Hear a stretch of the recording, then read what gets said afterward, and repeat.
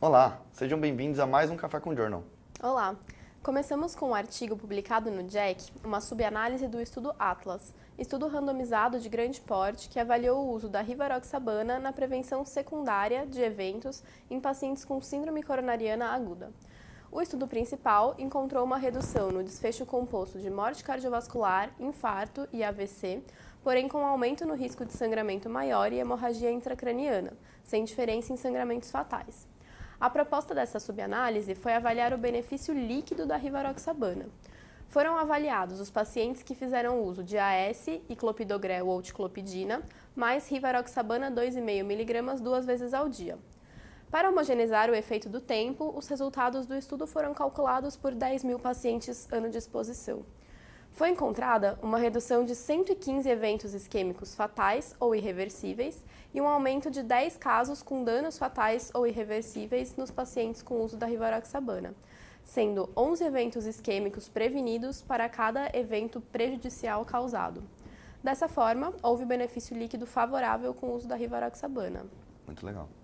Ainda sobre o tema da anticoagulação, existem diversos ensaios clínicos randomizados provando a eficácia e segurança dos anticoagulantes diretos quando comparados à varfarina, sendo a grande maioria dos estudos no cenário da fibrilação atrial.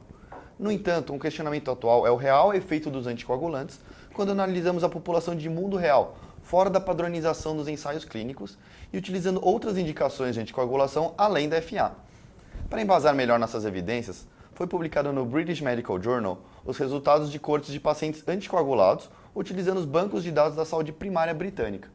Foram incluídos cerca de 200.000 pacientes que tomaram varfarina, dabigatran, rivaroxabana ou apixabana entre 2011 e 2016. Foi observado que o grupo apixabana apresentou menores taxas de sangramento independente da indicação da anticoagulação. Já os pacientes que utilizaram rivaroxabana ou mini-dose de apixabana apresentaram relação com maior mortalidade por qualquer causa. Obviamente, os dados são observacionais e milhares de fatores confundidores podem explicar os achados. No entanto, é mais uma informação que podemos utilizar ao escolher um anticoagulante no dia a dia. Como podem ver, os anticoagulantes orais vêm sendo extensamente estudados. Porém, uma população que é frequentemente excluída dos estudos e traz muitas incertezas para o grupo de clínicos são os nonagenários.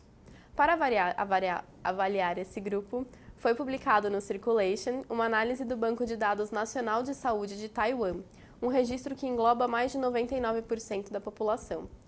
Foram avaliados pacientes com mais de 90 anos e fibrilação atrial, os quais foram divididos entre sem tratamento, em uso de antiplaquetários e em uso de varfarina.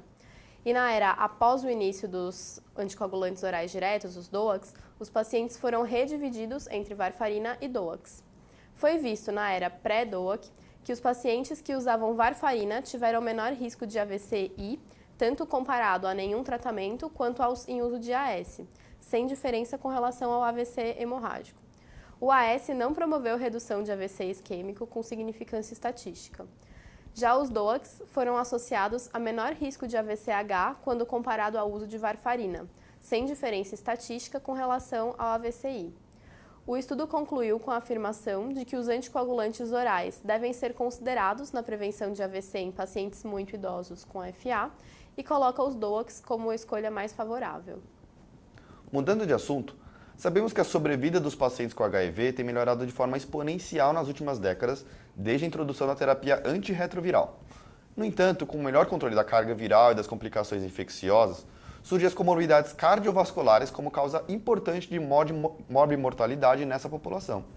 Diversos estudos mostraram que a população com HIV está sujeita a uma maior carga de inflamação, um potente fator aterogênico, uma maior agressão endotelial e uma maior incidência de outros fatores de risco metabólicos, muitas vezes efeitos colaterais do próprio antirretroviral. Para revisar o peso das doenças cardiovasculares nessa população específica, foi publicado no Circulation nessa semana uma revisão que inclui cerca de 80 estudos com quase 800.000 pacientes com HIV. Foi observado que a população com HIV possui o dobro de risco de desenvolver doenças cardiovasculares do que indivíduos sem o vírus. E também foi relatado que os desfechos cardiovasculares triplicaram nessa população nas últimas décadas. Dessa forma, o acompanhamento multidisciplinar e o conhecimento dessas peculiaridades pelo cardiologista e pelo infectologista se torna cada vez mais importante. Passando para a área de cardiointensivismo, concluímos com um estudo publicado no JACC, que comparou o uso de epinefrina e norepinefrina em pacientes com choque cardiogênico após o infarto agudo do miocárdio. Foi um estudo randomizado duplo cego que incluiu 57 pacientes e teve término precoce devido à maior incidência de choque refratário no grupo epinefrina, que era o desfecho de segurança. No desfecho de eficácia, a evolução do índice cardíaco, não houve diferença entre os grupos. A epinefrina também foi associada à maior incidência de acidose láctica e elevação significativa da frequência cardíaca, enquanto não houve alteração da frequência com o grupo noradrenalina.